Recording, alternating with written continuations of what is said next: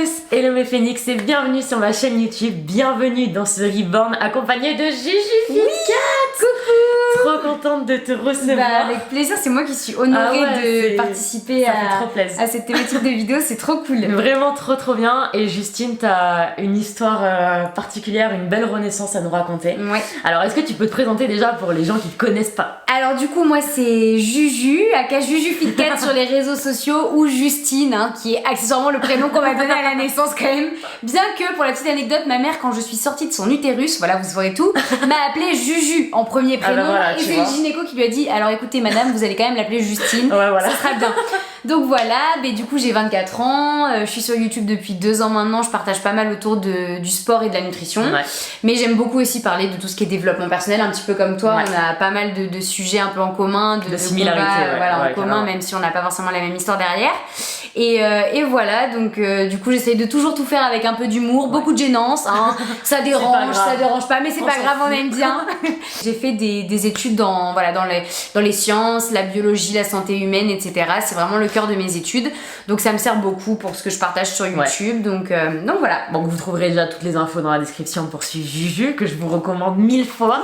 Juju, si je t'ai fait venir aujourd'hui, c'est parce que tu as eu un combat contre l'anorexie. Exactement, l'anorexie, qui est une grosse maladie, un gros trouble du comportement alimentaire. Ouais, alors dis-nous un petit peu comment t'en es arrivée là en fait. Eh bien, en fait, ce qui s'est passé, moi à la base, faut savoir que depuis petite, je suis vraiment une bonne vivante. Enfin, voilà, je me suis jamais pris la tête avec l'alimentation jusqu'à donc ce jour-là où je suis tombée là-dedans. Mais c'est vrai que jusqu'à, on va dire, mes 15-16 ans, donc en fait, jusqu'à l'âge finalement où tu rentres dans la puberté et que tu commences à te poser des questions sur ton corps, jusqu'à cet âge-là, je mangeais comme j'avais envie de manger. J'ai toujours eu une famille où on a toujours appris à manger bien. Tu vois, des légumes, des féculents, de la viande, du poisson, etc. Je me prenais pas la tête si je voulais des petits gâteaux, si je voulais 2-3 bonbons de temps en temps. Ça faisait plaisir, quoi. Comme tout le monde, voilà, un McDo, un truc. À partir du moment où t'es un peu sportif, que t'es en bonne santé, que tes parents te montrent qu'il faut aussi manger des légumes à côté, y a pas de souci à se faire plaisir avec des choses un peu plus grasses, un peu plus sucrées, etc. Et en fait, arrivé à mes 16-17 ans, donc tu commences un peu à entrer dans la période de l'adolescence vraiment pure et dure. Tu commences un peu à voir ton image dans le miroir, à te soucier aussi de l'image que tu renvoies. À te comparer, à te questionner. Tu te compares aux filles à côté de toi, tu te regardes dans le miroir et tu te dis est-ce que l'image que je renvoie elle me plaît, est-ce qu'elle plaît aux autres. Tu te demandes surtout est-ce qu'elle plaît aux autres avant même de te plaire à toi d'ailleurs. Je me posais un petit peu de questions comme tout le monde, mais voilà, sans plus que ça me prendre la tête. Et en fait, donc là ça va être la petite aparté. Et je fais des gros bisous à ma maman que j'aime très fort parce que je sais qu'elle regardera cette vidéo et qu'elle va sûrement à chaque fois se dire ah ma Juju machin, je suis désolée. En fait voilà, ma maman a toujours eu, je pense, vis-à-vis d'elle, un regard difficile envers elle. D'accord. Mais je pense parce qu'elle est née dans une génération où les femmes faisaient très attention à l'image qu'elle renvoyait. Arrivée dans une génération, tu sais, où on t'inculque vraiment qu'il faut avoir le physique des magazines. En fait, t'es bercée par cette image de la société, ce diktat que tu te forces. En fait, c'est même pas que tu te forces, que dans ta tête, tu te dis je suis obligée de les respecter si je veux rentrer dans le cadre. Exactement. Trouver un travail, trouver un mari, etc. Exactement. Et c'est ce qu'on essaie de nous imposer être pendant une femme des attirante, années. Voilà. Et en fait, du coup, je pense qu'elle a toujours été très dure avec elle-même, avec son propre physique, et que du jour où elle a eu une fille, je pense qu'elle a retranscrit ça sur moi. Et du coup, exactement. Donc, maman, tu n'es pas la seule, rassure-toi. Et aujourd'hui, je ne t'en veux plus, je t'aime très très fort, il y a pas de souci là-dessus. Mais c'est vrai que du coup, elle a vachement retranscrit ça sur moi. Et donc, pour te donner un exemple, quand j'étais enfant, par exemple à la maison, il y avait pas trop de bonbons, pas trop de gâteaux. Tu vois, tout ce qui était un petit peu hors une alimentation saine, c'est quelque chose avec lequel j'ai pas trop grandi. Aujourd'hui, je l'en remercie parce qu'au final, les bonbons et les sucreries ne me manquent pas et ça me va très bien. Et en fait, en grandissant, disons que je pense qu'à la période d'adolescence, voilà, avec la pilule, etc. Tout le monde sait qu'avec la pilule, on prend un petit peu de poids. Et si tu veux, je faisais le même poids que je fais là, donc 54-55 kilos, mais pas du tout le même physique parce que forcément, je faisais pas de musculation. Je faisais du cheval, etc. à l'époque, donc pas du tout le même sport. Pour autant, j'ai toujours été très sportive parce que j'ai grandi comme ça et que j'ai besoin de me dépenser. Mais du coup, un physique différent, mais un physique de quelqu'un de normal. C'est-à-dire d'une jeune fille normale, qui se porte bien, qui est ni en surpoids, ni trop maigre. Qui vit bien, voilà. Et en fait, ma maman, avec la pilule, etc., avait très très peur que je prenne du poids. Et donc, elle a commencé à devenir un peu plus stricte, on va dire. Disons que ça a été une période compliquée qui a fait que moi, en fait, entre guillemets, pour au début un peu faire en sorte que ma maman s'en veuille de m'avoir fait certaines réflexions ou d'être un peu trop sur moi par rapport à ça, au début, je me suis, et c'est horrible à dire, je me suis moi-même forcée à devenir anorexique. C'est-à-dire que ça a démarré comme ça. Ah, donc tu voulais en fait. Au début, je voulais lui faire payer. Ah ouais. Et lui faire entendre. Donc au début, dans un cercle un peu vicieux. Exactement. Où tu voulais faire payer, entre guillemets, ce que ta maman pensait être bon pour toi. Voilà. En fait, ma maman a pu avoir des mots un peu difficiles à mon égard quand j'étais plus jeune, etc. Encore une fois, sans le vouloir, parce que je pense que c'était même, ça la dépassait elle-même. Oui. Entre guillemets, je vais te le faire payer, un peu comme une sorte de crise d'ado au début, on va dire. Et je me suis dit, ok, pour te montrer qu'à cause de toi, du coup, je suis en mauvaise santé. Je vais me priver de manger. Donc ça a démarré comme ça quand j'avais mes 17 ans. D'accord. Donc là, moi-même volontairement, je ne mangeais pas. C'est-à-dire que je me privais, je devais manger un yaourt et une pomme par jour. Et j'avais faim, mais je me disais, je veux qu'elle comprenne. Ouais, t'avais ça en tête. Voilà, et tu vois, à tel point, j'en avais parlé dans une vidéo avec Roxane et Loïc, à tel point que j'avais, à une période, ça a été tellement compliqué avec ma maman que moi j'étais partie de chez moi pendant 2 semaines, j'avais vécu chez des amis, et c'est mes amis qui m'ont aidé à remanger, à me dire, écoute Justine, c'est pas la solution. Etc. Exactement. Ma maman, après, on s'est excusé l'une envers l'autre, mon frère m'a beaucoup aidé aussi, et ça a été mieux pendant une période. Mais finalement, c'est vrai que les mots qu'elle avait pu me dire à mes 17 ans, sans que je m'en rende compte, ça m'avait impacté. Moi, je pensais que ça m'avait pas touchée et je me disais, en fait, je sais, c'est moi-même qui ai décidé, donc je suis maître de ce que je fais. En fait, c'est moi qui décide d'être entre guillemets anorexique et qui décide de pas manger, etc. Et puis, quand je voudrais remanger, c'est moi qui choisirai aussi, ce sera facile. Et donc en fait pendant un temps c'est entre guillemets ce qui s'est passé, puis j'ai eu 18-19 ans, je suis rentrée en études supérieures et en fait au début je me suis dit tiens entre guillemets pour que ma maman un peu me lâche par rapport à ça, je vais me mettre à courir, à faire beaucoup de courses à pied.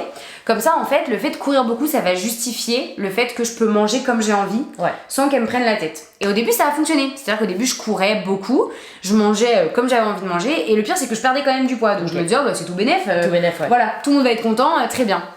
Donc déjà c'est pas la solution parce que tu fais pas ça pour les autres, mais bon, moi dans ma tête à ce moment-là c'était bien.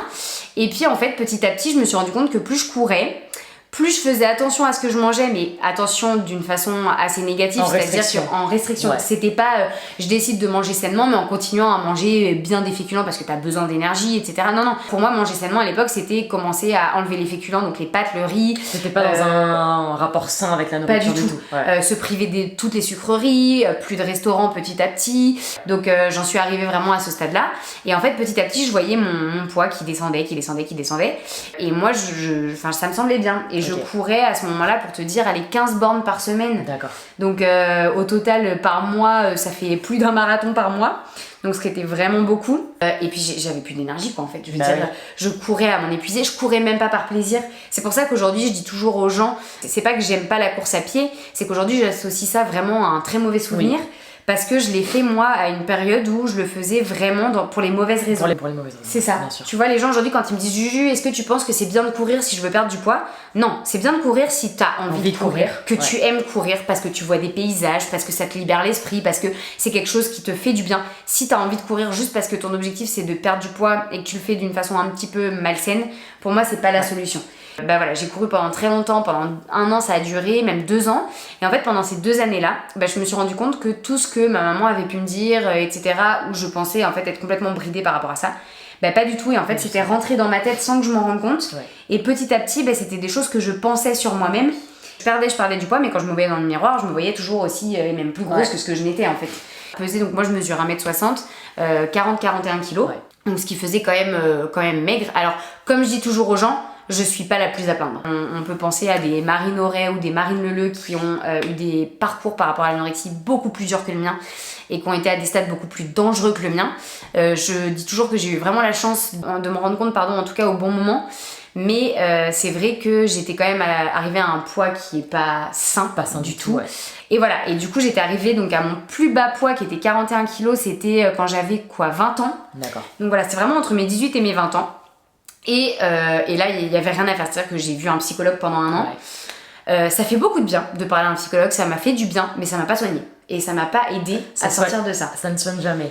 Exactement. Moi, j'ai eu des rapports avec les psychologues aussi. Bon, moi, ça s'est pas très bien passé. Mais je pense que ce qui est bon de rappeler, c'est que le choix d'aller voir un psychologue doit venir de vous et ça doit pas être quelque chose qu'on vous impose. Ça doit vraiment venir de vous pour que ça marche, pour qu'on vous aide. Mais la principale guérison, c'est vous. Exactement. Et tu vois, il y a pas longtemps, j'en ai parlé sur Instagram, c'est ce que je disais. En fait, personne d'autre que nous-mêmes sommes mieux placés pour faire en sorte d'aller mieux et pour guérir. Des adolescents qui sont en études, on aura beau leur dire bosser à l'école, donner tout pour avoir un bon métier, une bonne situation, blablabla, si t'as pas envie, tu feras pas. Que si un jour t'as le déclic et tu te dis ah ouais merde, c'est ce métier-là qui me fait rêver, mais je me rends compte qu'en fait je travaille pas suffisamment pour, et ben là tu vas te mettre toi-même un coup de pied aux fesses. Et ben pour ce qui est des maladies mentales, et TCA et d'autres, ben c'est pareil, c'est le même combat. C'est-à-dire que les gens auront beau te dire ça va pas, tu te rends bien compte que t'es malade, t'es trop maigre, tant que toi-même t'auras pas décidé que oui tu as envie de te battre et tu as envie d'aller mieux, bah ça bougera pas en fait. Personne le fera à ta place. Après, exactement. Ce qui est bon de rappeler, je pense, dans ton parcours, qui est finalement un peu similaire au mien, c'est assez bizarre. J'ai eu des relations très conflictuelles avec ma maman aussi par rapport à mon accident, avec ma maman qui était plus bactère vis-à-vis de ce qui m'était arrivé, donc en dépression, en totale déprime, etc. Et qui a eu des mots blessants aussi envers moi. Et en fait, c'est vrai qu'on se dit souvent, ça m'atteint pas, parce qu'on a l'impression qu'on a cette carapace. Et en fait, c'est des mots qui restent et qui blessent. Et je pense que dans ta situation, comme dans la mienne, ce qui aurait pu t'éviter ce genre de choses et ce qui aurait pu m'éviter à moi d'en vouloir à ma mère, etc., c'est la discussion. Et je pense qu'il faut pas avoir peur de parler. Moi j'ai toujours dit à ma maman, et toujours très gentiment, je pense que tu as quelque chose toi-même qu'il faut que tu arrives à régler avec toi-même pour ne plus le répercuter sur moi. Toi. Encore aujourd'hui, parfois on a des périodes qui sont pas toujours évidentes par rapport toujours au physique, c'est les rapports mère-fille aussi. Voilà. Il y a vraiment, moi je pense, un conflit générationnel, surtout de notre génération. Nous on a le même âge, et nos mamans ont potentiellement le même âge, qu'elles n'avaient pas forcément avec leur mère, parce qu'il n'y avait pas eu de gros bonds, etc. dans l'évolution des cultures. C'est ça, dans le regard que la femme a d'elle-même, ce qu'elle veut prôner, etc. Aujourd'hui on est vraiment passé un peu dans une ère de révolution féministe, clairement. Complètement. Où on prône l'acceptation, on prône la différence des corps, et que nos mamans, leur maman et encore leur maman, n'ont pas du tout connu. Et c'est ce qui crée aujourd'hui de vrais conflits. C'est ça. Ouais. Et c'est malheureux entre guillemets, mais voilà, comme tu dis, nos mamans ont peut-être grandi avec cette image de ce que doit être la féminité. Et c'est ce qu'on nous inculque. Car moi, ma maman était très attachée à ce que les gens pouvaient penser de moi, par exemple. Ou penser d'elle. Moi aussi. Voilà. Et du coup, tu vois, par exemple, c'est arrivé que des fois, des gens disent à ma maman, quand je me suis mise à faire de la musculation, bon là, je fais un peu un bond dans le temps, mais voilà. Mais tu trouves pas que ta fille, elle devient trop musclée, que Juju, elle commence à être un petit peu trop... Enfin, tu vois, là, ça va finir par faire un peu masculin, etc. Et du coup, ma maman s'est retrouvée désemparée un peu face à ce genre de réflexion, parce que moi, j'étais pas là en plus pour lui dire quoi répondre forcément. Ouais. Elle s'est retrouvée face à des gens qui disent ça, et donc de la même génération qu'elle, et donc là, elle s'est retrouvée un petit peu démunie. Et moi, quand du coup, je discute de ça avec elle, je dis, mais tu te fiches de savoir ce que les gens vont penser de ta fille. Tant que toi, tu vois que ta fille est heureuse et qu'elle est en bonne santé, t'as juste à leur répondre, écoutez, moi, ma fille, elle fait ce qu'elle veut, elle est heureuse, et c'est mon bonheur. En fait, le souci, c'est qu'on leur a appris à ne pas s'en foutre du regard des gens. Et que toi et moi, le message qu'on prend, c'est totalement l'inverse. Exactement. Nous, on est dans une génération, comme tu dis aujourd'hui, où on veut montrer aux gens que tant que toi, t'es bien dans ta tête, t'es bien dans ton corps, c'est tout ce qui compte. On s'en fiche. Ouais. Enfin, je veux dire, tu vis pas pour les autres. La vie est bien trop courte pour la vivre pour les autres, et pas pour toi. Et bien trop fragile. Et du coup, on sait un peu et voilà, et toi encore plus que moi pour le coup. Et c'est vrai que oui, il y a ce conflit un peu générationnel qui rentre vachement dans le jeu, et je me suis rendu compte que le psy c'était bien, je parlais, ok, c'était un peu un exutoire, j'avais quelqu'un qui me confiait, qui me connaissait pas, et c'était assez agréable, mais au final, il se passait rien. Je veux dire, je reprenais pas de poids, je mangeais pas mieux, et je continuais à courir comme une folle. Et à un moment, en fait, j'en ai eu marre, et ce qui s'est passé, c'est que j'ai, entre guillemets, tout plaqué. J'ai dit, ok, la France, ça marche pas, j'y arrive plus, je vais pas bien, je m'entendais pas trop avec ma maman, j'avais donc un copain à l'époque avec qui je ne suis plus, bon, ça vous vous en doutez, voilà. Et donc, ce copain de l'époque-là, pareil, c'était très compliqué, mes études me plaisaient, mais en même temps, je savais pas ce que j'allais faire derrière, et j'avais ce souci d'anorexie, enfin, c'était vraiment un trop-plein. Et du coup, j'ai fait une demande pour partir étudier au Canada. Et j'ai dit, ok, je m'en vais. C'est horrible en soi, parce qu'il a fallu que je fuis mes problèmes, entre guillemets, pour les régler. Et je dis toujours, c'est pas forcément la solution, mais ça peut marcher dans certains cas. Ça peut aider de fuir un peu la situation. Moi, dans mon cas, c'est vrai que ça a marché. Moi, j'ai essayé pendant 2 ans. Au bout d'un moment, quand au bout de 2 ans, ça marche pas, faut trouver autre chose. Et c'est vrai que moi, l'exutoire, pour moi, ça a été le Canada. Et quand je suis arrivée là-bas, je sais pas, c'est vraiment comme si d'un coup, dans ma tête, ça avait fait le switch. Et que je m'étais dit, nouveau continent, nouvelle vie c'est décidé, je me reprends en main, je peux pas me laisser mourir. J'avais eu aussi quand même un petit message glissé de mon médecin qui m'avait dit, écoute Juju, à un moment donné, tu ne décides pas de remanger un peu, je vais être obligée de t'envoyer en séjour à l'hôpital. Là tu te dis, bon alors attends, pas trop envie. Voilà, est-ce que vraiment c'est comme ça que j'ai envie de faire ma vie à 18 ans? Non, pas trop. Et du coup voilà, à 20 ans je suis partie au Canada. Et vraiment, quand j'ai eu posé le pied là-bas, ça a été vraiment le renouveau, quoi. C'était le déclic. Je me suis inscrite en salle de musculation.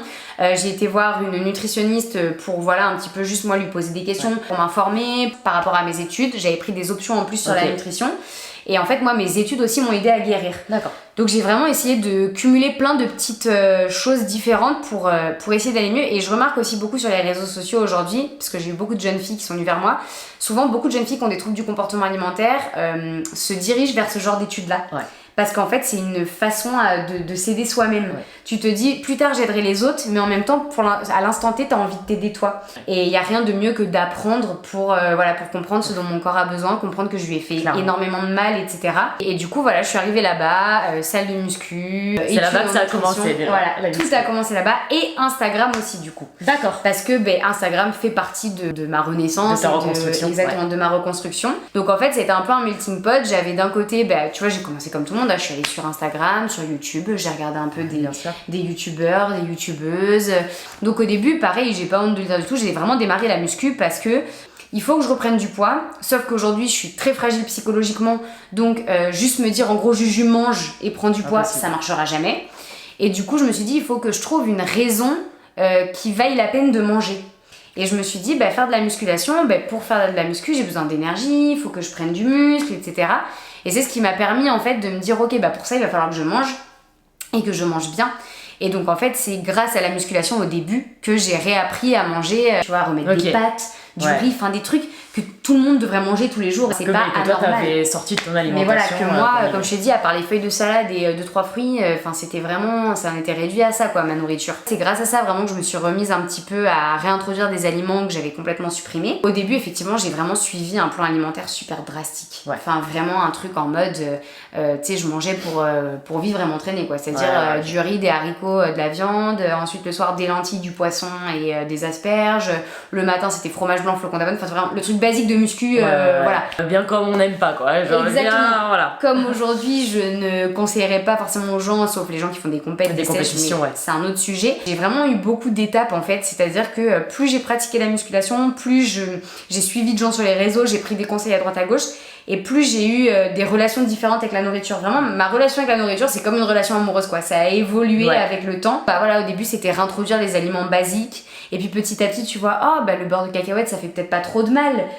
Tiens, je vais peut-être en mettre un peu sur mes tartines. T'as appris à redécouvrir les aliments.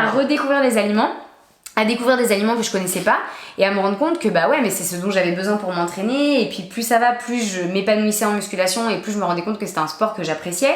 Et plus du coup, je me rendais compte que pour pratiquer ça bien, j'avais besoin de manger. Et ce qui m'a aussi énormément aidé, c'était de faire c'est bizarre à dire comme ça, mais des plats instagrammables. En fait, pour réussir à remanger les aliments que j'avais complètement supprimés, c'était de me dire ok, il faut que mon assiette elle me donne envie de manger, qu'elle soit belle, qu'elle soit attirante, etc. Je me disais si c'est posé à l'arrache et tout, que c'est pas bien cuisiné, que machin, je vais pas y arriver. Et donc j'avais vraiment besoin de ça. J'avais aussi vraiment besoin que ce soit moi qui cuisine tout. C'est-à-dire que j'ai eu une grosse période où j'étais incapable de manger quelque chose qui n'était pas fait par moi-même. Parce que si je savais pas exactement tout ce qui était dans l'assiette, j'étais dans un état de panique. Tu vois, c'est vraiment sortir de l'anorexie. C'est un rapport très compliqué avec la bouffe quand même. C'est des grosses étapes et pour dire très honnêtement, je vais vraiment mieux depuis que je fais du crossfit encore plus, tu vois. J'allais te poser la question justement. Donc t'as fait ta compétition. Donc de bikini. Pour ceux qui connaissent pas, Jules a fait une compétition de fitness. Exactement, il y a 2 ans maintenant. Quoi ? C'était il y a 2 ans. Octobre 2017. J'ai l'impression que c'était l'année dernière. Je suis choquée. Et du coup, j'allais te demander si, pendant cette compétition, le fait justement de retomber dans une restriction alimentaire, ça t'avait pas replongé dans tes vieux souvenirs, tes vieux démons? J'ai vraiment, par plein d'étapes, réappris à me faire plaisir. J'ai eu l'étape d'un cheat meal par semaine en mode pareil, le truc super restrictif, genre toute la semaine je mange bien et le samedi soir, j'en étais à m'exploser le bide. J'ai fini des samedis soirs à pas pouvoir manger jusqu'au lendemain soir tellement j'étais mal. Et ça c'est pareil, c'est un truc qu'aujourd'hui je ne conseillerais plus jamais à personne. Mais quand tu te reconstruis, t'es obligé de faire des tests sur ton corps, t'es obligé de passer par des étapes, c'est comme ça que ça marche, c'est comme ça que t'apprends à te connaître. Exactement. T'es obligé de réapprendre ça, de le réapprivoiser. C'est ça. Et en fait, tu confonds la notion de plaisir et la notion de... Enfin, presque, c'est la contrainte de se faire plaisir. T'es contraint à devoir te faire plaisir. Limite, t'as pas envie de le faire, mais il faut que tu manges ton burger de la semaine. Et en fait, vers la fin du Canada, j'ai réussi à vraiment arriver dans ce processus de ok, je mange sainement, je contrôle globalement ce que je mange. mais je me fais plutôt des petits plaisirs quand j'en ai envie. Donc c'était plutôt du 3-4 plaisirs dans la semaine, genre une petite glace au goûter, puis 2 jours après, je sais pas, je me faisais un croissant au petit-déj. On était vraiment arrivé au stade où des fois pendant 2 semaines, j'avais pas spécialement envie de manger gras, etc. Puis des fois pendant une semaine, 3-4 trucs différents, et vraiment au feeling. Et en fait, je suis rentrée du Canada, donc j'ai découvert mon coach, etc. Et là, on s'est mis en tête de préparer une compétition. Donc la prise de masse, bizarrement, ça a pas été dur parce que je savais vraiment pourquoi je le faisais. On pourrait se dire, ouais, mais quand t'as été anorexique, dis-toi, je mangeais des assiettes qui faisaient 2 fois la taille de celle de mon papa. Mon papa, 1m80, 85 kg, quoi. Ça n'a pas été si dur dans le sens où j'arrivais vraiment à manger, je savais pourquoi je le faisais. Par contre, effectivement, en prise de masse, j'ai eu des moments très difficiles par rapport au rapport que j'avais avec mon corps. Prise de masse, forcément, tu prends du muscle, oui, mais tu prends du gras. Parce que quand t'es naturel, tu peux pas prendre que du muscle, il n'y a pas de magie. Moi, par exemple, dans ma famille, on est très sujette à la cellulite. Voilà, c'est un truc génétique. Par exemple, quand je prends du poids, tu peux être sûr que j'aurai toujours la taille fine, le ventre plat, donc c'est cool. Mais par contre, si je prends du poids, tout va dans les cuisses, tout va dans les fesses. Donc c'est bien, mais oui, tout le monde, tu vois, se dit, bah ouais, c'est trop jus, t'as un cul rebondi, t'as des petites fesses, machin. Ouais, mais j'ai du gras sur les fesses, j'ai ma cellulite, elle est là. Aujourd'hui, elle est encore là et c'est comme ça. Et c'est vrai que à l'époque, moi, quand j'ai eu ma période d'anorexie, ça c'était mon plus gros complexe, ma cellulite. Et c'est pour ça que j'en parle souvent dans mes posts Instagram et que les gens parfois, certains peuvent se dire ouais, elle rabâche un petit peu. Mais sachez que quand on est sur les réseaux sociaux, c'est notre propre thérapie aussi. Même si on écrit des textes pour vous aider, c'est des textes d'abord qui nous parlent à nous, touchent à nous, et qui nous touchent tellement et qui nous aident tellement qu'on se dit potentiellement ça va aider peut-être plein de personnes dans ma situation. Et du coup, c'est ça qui est génial avec les réseaux sociaux, c'est qu'à la fois tu fais ta thérapie et tu aides des gens. Et du coup, moi, si ça j'en parle beaucoup, c'est parce que pendant très longtemps ça a été mon complexe, mais ma bête noire, mon pire ennemi. Ça a été quelque chose de très dur pendant ma prise de masse. Ça a été de me voir prendre du poids et de me voir prendre beaucoup de cellulite. Tu vois, ça m'est arrivé de rentrer dans des cabines d'essayage, de vouloir acheter des leggings ou des vêtements et tout, et de ressortir en pleurs de la cabine d'essayage, à tout laisser dans la cabine, rien acheter, et appeler mon coach en mode j'en peux plus de ta prise de masse, mon corps c'est pas possible, je supporte pas, j'aime pas, j'ai du gras, machin. Et ça on le montre pas toujours sur les réseaux parce qu'encore une fois sur les réseaux on montre ce qu'on a envie de montrer, et puis parfois il y a des choses qu'on a besoin de garder pour nous, c'est pas toujours facile d'aborder tous les sujets. Et donc après est arrivée la sèche, et là la sèche en fait bizarrement ça a été assez facile dans le sens où même si c'est très contraignant, très drastique, mais tu voulais retrouver. Je voulais tellement réussir ma compétition. Si tu veux, moi, la compétition de fitness, pour moi, je l'ai faite vraiment pour boucler la boucle. Je me suis dit, ok, si j'arrive à faire cette compétition en gérant ma prise de masse, parce que même si j'ai pris du poids, j'ai quand même réussi à faire une prise de masse qui était globalement propre. Si j'arrive à faire une sèche sans retomber dans les TCA, etc., ça voudra dire que ça y est, j'ai la maîtrise de mon corps et je suis guérie. Et moi, c'était vraiment mon combat. Défi, exactement. En fait. Et bizarrement, mes vieux démons sont pas ressortis, tu vois. C'est vrai que du coup, sur scène, ça a été un super moment et tout, mais là où j'étais contente, c'est que j'ai réussi à garder en tête que c'était pas un corps normal. Le corps que t'as pendant une compétition et que t'as pendant une sèche, c'est pas un corps avec lequel tu peux vivre. C'est joli, c'est très bien pour la scène et c'est très cool. Mais honnêtement, c'est un corps qui est éphémère, c'est un corps pour l'avoir, faut voir ce que tu bouffes. Ça a été très facile à tenir parce que j'en étais au point de me faire des faux burgers à base de colin asperges. Et tu vois, même si j'ai adoré mon corps en sèche, là où j'ai été contente, c'est que je me suis rendu compte quand même que mais je préfère mon corps quand j'ai plus de forme. Et là, je me suis dit déjà, ça veut dire que finalement, aujourd'hui, t'as conscience que tu te sens mieux quand t'as plus de forme, que t'es plus en chair, que t'es en meilleure santé finalement, parce qu'en sèche, on peut pas dire que tu sois en très bonne santé. Pour moi, c'était déjà une première victoire de me dire, attends, c'est génial, t'arrives à te dire que t'aimes ton corps quand tu pèses plus lourd que le poids que t'as là en sèche. En fait, cette compète, elle a été salvatrice pour toi. Exactement, vraiment. Ça a vraiment été quelque chose qui m'a énormément aidée. Et par contre, effectivement, après la compète, donc au début, j'ai très bien géré, c'est-à-dire que j'ai repris du poids tranquillement, petit à petit. Oui, c'est vrai que t'as pas eu cet effet yo-yo. Exactement. Mais par contre, c'est vrai que quand on est parti au Canada avec Thibaut, au Canada, j'ai pas mal relâché, là, je me suis fait vachement plaisir. Et je suis revenue avec un peu plus de forme et tout ça, et j'ai eu un moment cette petite période genre là je me plais pas, tu vois, j'ai un peu trop pris de poids et en fait pareil, j'étais pas très bien dans mon corps, je me disais bon, j'en étais pas à retomber dans l'anorexie du tout, mais c'est pour dire que l'anorexie c'est vraiment une maladie pour moi qui toute ta vie te suivra. Ça veut dire que c'est quelque chose qui pourra toujours à un moment donné te faire un petit rappel genre coucou, je suis toujours là. Et face auquel il faudra toujours que tu te battes, que tu sois toujours méfiant et où il faudra jamais baisser ta garde en fait. Parce que c'est si tu baisses ta garde que tu peux rechuter. On peut dire moi que je vais vraiment mieux depuis l'été 2018, l'année dernière, tu vois. Ok, c'est récent quand donc, même. Voilà. Et B, donc pendant 3 ans, t'as l'impression que t'as guéri et puis pouf, t'as un truc qui te fait pas rechuter jusqu'en bas. Il y a des personnes il y a des personnes qui rechutent des fois complètement, mais qui te fait une petite redescente genre ah ouais non, en fait je suis pas guérie. Ça m'est arrivé pendant ces 3 ans là des fois de continuer à refuser parfois un resto parce que ouais non là je me suis déjà fait un resto cette semaine, je vais pas en faire 2. Tu vois. C'est ce qui a fait aussi au bout d'un moment que après ma compétition de muscu, je me suis un petit peu lassée de la muscu parce que j'avais plus tellement d'objectifs et je suis quelqu'un qui fait du sport. T'as besoin de cet esprit. Voilà. J'ai besoin toujours d'avoir de nouveaux challenges, des nouveaux défis. Donc c'est pour ça que je me suis un peu dirigée vers le CrossFit, et le CrossFit ça a été vraiment la fin de ma thérapie, tu vois, si je puis dire, dans le sens où ça m'a permis, tu vois, d'avoir un nouveau challenge, un nouveau défi d'un point de vue sportif et personnel, et en même temps de vraiment finir un peu de me guérir par rapport à la nourriture, parce que c'est vrai que ce qui est très agréable avec le CrossFit, c'est que c'est un sport où tu te dépenses tellement que du coup pour quelqu'un comme moi qui a par exemple des soucis par rapport à l'anorexie et tout, moi ça m'a énormément détendue en mode ouais mais Juju attends, tu dépenses tellement d'énergie, t'en as tellement besoin. Ça m'a vraiment permis de m'aider à finir la guérison et à me dire que la nourriture devait être mon amie plus que mon ennemi, et qu'elle était là pour me permettre d'être en forme, d'être en bonne santé, de me donner dans mon sport. Et en fait aujourd'hui je veux dire à partir du moment où je sais que le produit que j'achète il est sain, que ce soit pour moi ou pour l'environnement, je vais pas me priver d'en manger. Et pareil, je veux dire avec Thibaut, il y a des semaines où ça nous arrive de pas du tout sortir manger dehors parce qu'on n'a pas l'occasion, parce qu'on n'a pas le temps, ou voilà, et il y a des semaines où ça nous arrive d'y aller 2-3 fois et ça va pas être un problème. Non. Comme je dis à Thibaut, je suis jamais contre aller me faire un burger, il y a pas de souci, on va manger un burger mais avec grand plaisir, mais par contre je veux que là où on aille manger le burger, je connaisse la provenance de la viande.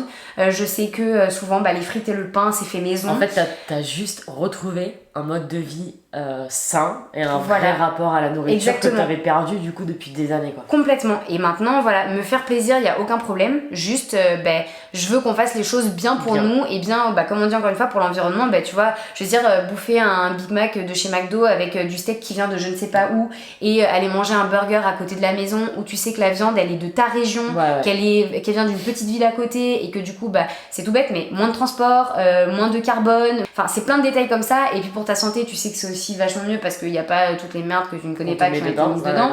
Du coup c'est vrai qu'aujourd'hui mon rapport à la nourriture est beaucoup plus comme ça, et tu vois ça montre vraiment l'évolution.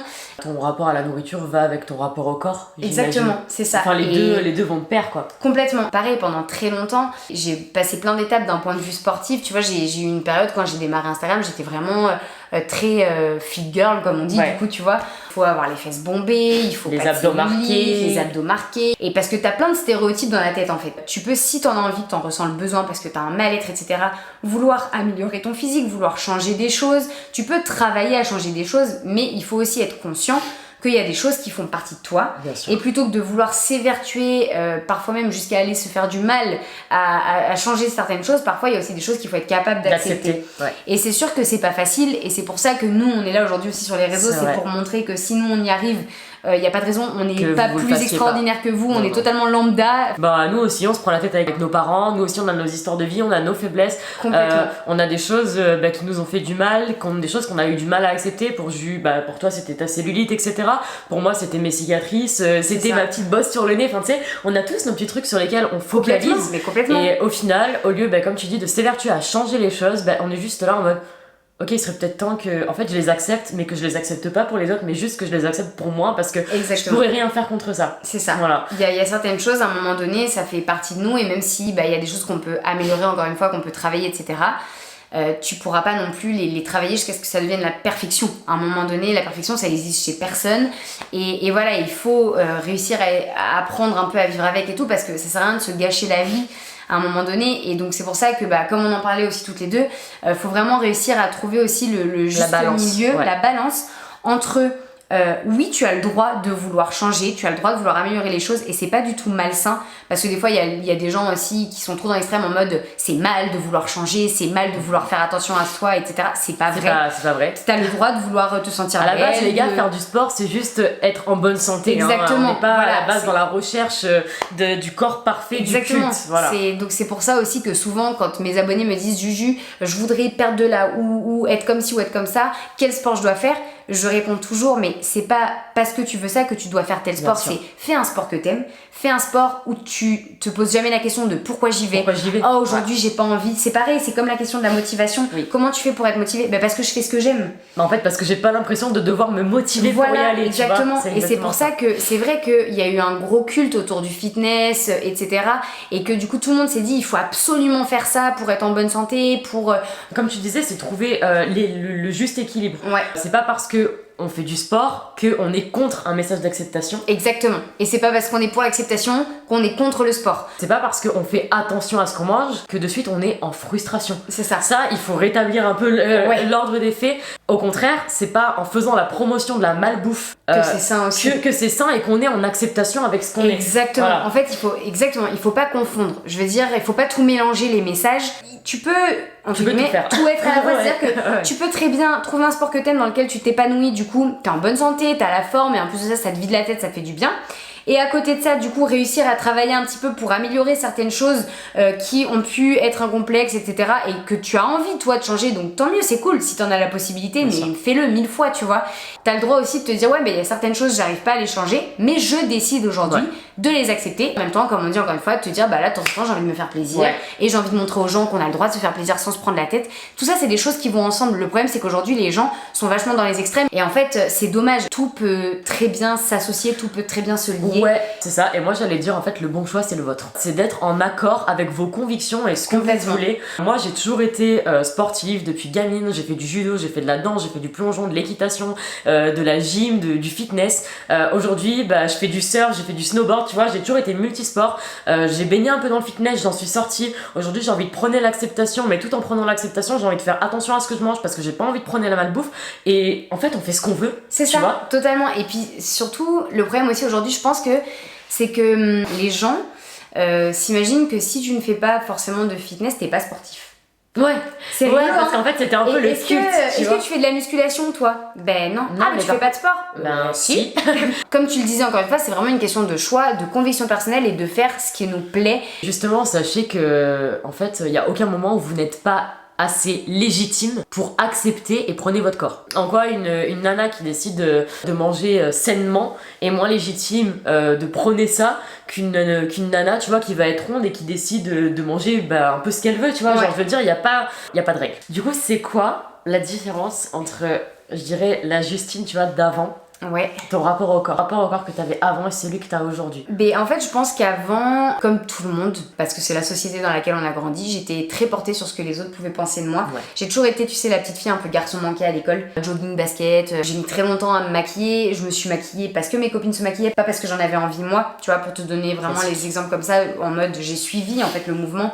Que vraiment, c'est au Canada que j'ai réussi à devenir, et c'est bizarre à dire, mais à devenir égoïste. Être égoïste, c'est savoir penser aussi à son propre bonheur. Donc, il y a différentes formes d'égoïsme, et le petit égoïsme qui est juste sain, celui qui vous permet simplement de vous sentir bien avec vous-même, de penser à votre bonheur, de plus faire les choses en fonction des autres, mais de faire les choses en fonction de vous et de ce qui vous rend heureux. Pour moi, ça, c'est la clé du bonheur et de l'acceptation de soi et de se sentir bien dans son corps. Parce que du coup, t'arrives à faire des choses qui te plaisent à toi, même si les autres, ça leur plaît pas. Il y en a beaucoup qui m'ont jugé, j'ai perdu des amis, que ce soit quand je me suis mise à muscu, quand je me suis mise sur YouTube, etc. Quand j'ai fait certains choix de vie, j'ai perdu des proches, c'est comme ça. Mais à un moment donné, je me suis toujours dit aussi pareil, les gens qui arrivent dans ta vie, il y en a, ils arrivent dès le début, ils seront là jusqu'à la fin. D'autres, ils vont arriver que pour un court passage. Mais je me dis, de toute façon, il faut prendre ce qu'il y a de bon chez chaque personne, ce qu'elles t'ont apporté de bon au moment de ta vie où elles étaient là. Il faut faire les choses qui nous correspondent et qui nous parlent à nous et qui sont en accord avec nos valeurs. Donc si tu kiffes te maquiller parce que c'est ta passion, que t'adores ça, mais c'est génial, fonce. Si tu kiffes faire de la muscu parce que t'adores ça, pareil, tu veux faire de la danse, fais de la danse, du golf, tu veux pas te maquiller, te maquille pas. La Juju d'avant, c'était la Juju qui faisait tout en fonction des autres, quoi. J'ai toujours eu beaucoup de caractère, mais bizarrement, quand j'étais en société, je me suis vachement laissée éteindre un peu, tu vois. Je n'exprimais pas forcément ce que je ressentais, ce qui me rendait heureuse, ce qui me faisait du bien. Aujourd'hui, l'idée, c'est que ce que je fais, je le fais d'abord pour moi, d'abord parce que ça me fait du bien. Et ça m'a énormément aidé à accepter aussi mes petits défauts, en mode, ça m'est arrivé même récemment, en juin, on est parti à Amsterdam avec Thibaut. À un moment, j'avais mis un short, on avait fait des photos, on la voyait un peu sur le bas de mes fesses, début de cuisse là. Et je dis à Thibaut, mais je peux pas poster ça. Donc tu vois, c'est pour dire encore à quel point, jusqu'au bout, les maladies qui sont en rapport avec le trouble du comportement alimentaire, pour moi, toute sa vie, il faut rester un petit peu sur ses gardes et se dire que ça peut toujours ressurgir, t'es pas à l'abri. Tu sais, avec les maladies comme avec les accidents, enfin moi je veux dire, il y a des photos aussi où sur mon profil, tu vois, je me dis, oh là là, je peux pas poster ça, et en fait je me dis, what? Mais si en fait. Oui, c'est ça. Mais si en fait, tu peux le faire, tu vas pas te cacher, tu vois, exactement. Et même là, j'ai eu moi-même le regard sur mon corps, je me suis dit, ah ouais, non, là j'aime pas, c'est pas joli. Hein. Et après, je me suis fait tilt, genre, oh attends, qu'est-ce qui t'arrive là? Et tu vois, heureusement que maintenant j'ai ces réflexes de me dire, attends, t'es pas en train d'aider les autres à s'accepter pour ensuite toi derrière être en mode, ah ben non, ça machin. Et du coup, en fait, c'est pour ça que je dis aussi souvent à mes abonnés, ils se rendent pas compte à quel point même eux ils nous aident. Parce qu'en faisant des textes qui nous permettent de sortir ce qu'on a à dire, de se faire du bien nous-mêmes et de leur faire du bien à eux, même eux ils nous le renvoient tellement bien que ça nous en fait, c'est vraiment un cercle vertueux. C'est ça. Et c'est un cercle qui fait vraiment du bien. En fait, t'es juste comme tout le monde, t'es humaine et t'as des petits défauts. Et moi je dis toujours, c'est ce qui fait notre charme. On va même aller plus loin en disant que ces défauts, on les voit comme des défauts parce que c'est la société qui nous les a imposés comme ça. Alors que c'est naturel d'avoir de la cellulite, c'est la vie d'avoir des accidents, d'avoir des cicatrices. C'est ce qui montre que nos corps ils sont en vie, qu'ils vivent à travers le temps, qu'on est là, qu'on évolue, en fait, qu'on bouge, qu'on n'est pas figé. En fait, c'est beau, mais on nous l'a tellement toujours montré comme des défauts. On nous a tellement vendu des crèmes, mais survendu des produits pour effacer les vergetures, les cicatrices, les machins, qu'on s'est tellement mis dans la tête que c'était des défauts qu'aujourd'hui on veut même plus les accepter et les mettre en avant et qu'on veut les cacher. Tu vois. Exactement. On pense toujours que les autres vont remarquer nos défauts alors que pas du tout. C'est parce que nous on focalise dessus. Voilà. Quand des fois je dis à Thibaut, mais regarde là, machin, j'ai ça, là j'ai trop de cellulite ici, j'aime pas. Il me dit, mais calme-toi, on voit rien, moi je la vois pas. Y a rien du cul, au pire c'est mignon. Enfin, il faut bien se dire, ça c'est, je pense, le truc le plus important à retenir, c'est que de toute façon, notre physique, il bouge, il est amené à évoluer dans le temps. Je trouve ça tellement triste et ça me fait tellement mal au cœur de me l'être moi-même infligé et de voir que des gens se l'infligent, de se rendre malade pour une enveloppe qui au final dans le temps va bouger de tellement de façons. Et je pense qu'au plus tôt en fait vous êtes dans cette démarche d'acceptation, c'est ce qu'on veut prôner sur les réseaux sociaux, au plus tôt vous serez au mieux avec vous et votre corps. Parce que moi je l'ai vécu, je me suis couverte pendant des années, toi t'as vécu son anorexie, etc. Et c'est ce qui fait que du coup, on découvre notre corps que maintenant, tu vois, on en parlait. Et moi aussi, j'apprends à me mettre en short, j'apprends à me mettre en robe, j'apprends à me mettre en t-shirt. Plutôt vous vous acceptez, au mieux vous accepterez cette enveloppe corporelle qui vous suivra toute votre vie et qui ne fera que changer. Vous vous identifiez à un corps, mais quel corps? Le corps qui reflète la perfection, mais genre c'est quoi la perfection? Quand je vous dis qu'il faut être égoïste, c'est important, mais déjà de base on est tous égoïstes. Pourquoi on est tous égoïstes? Parce que on pense tous que les gens voient nos défauts. Tu marches dehors et tu te dis, non mais c'est sûr, ils vont tous voir que j'ai de la cellulite parce qu'ils me regardent tous. Mais faut redescendre un moment, tu vois. On pense tous ça. Enfin, on dit souvent du coup qu'on a peur du regard des gens. Enfin, tu vois, on est là, ouais, mais j'ai peur de ce que les gens vont penser de moi. En fait, on a peur déjà de ce qu'on pense de nous-mêmes. Exactement. Voilà. Parce que finalement, dans le regard des gens, on voit ce que nous-mêmes on n'aime pas. Ouais, c'est le reflet. Heureusement, les gens vont plus faire attention à tout ce qu'il y a de beau, de positif, qu'aux petits défauts lambda pourris dont on se fiche éperdument parce que vous avez beaucoup trop de qualités à mettre en avant. Clairement. En fait. Ou moi c'est plein de petits trucs qui m'ont aidé en fait. De me dire ouais Juju, arrête de te préoccuper de ce que les autres pensent de toi, parce que de toute façon ils sont tous en train de se dire la même chose. Mais c'est ça. Ils sont tous en train de se dire oh là là mais ils vont voir ça, ils vont voir ça. En fait finalement personne ne regarde, personne parce que tout le monde se regarde soi-même. Très bien. C'est ça, donc j'avance. En fait, voilà. Exactement. Et comme tu dis, voilà, au plus tôt on comprend qu'il faut vraiment faire les choses pour soi et qu'il faut réussir à se détacher un petit peu du corps qu'on a, et au plus tôt on vit beaucoup plus sereinement. Clairement. La question que je pose souvent dans Reborn, du coup, si tu pourrais revenir 5 ans en arrière, qu'est-ce que tu te donnerais comme conseil? S'il y a bien un truc que je dirais à la Juju d'avant, c'est vraiment de vivre pour elle et de surtout pas se focaliser sur la vie des autres en fait.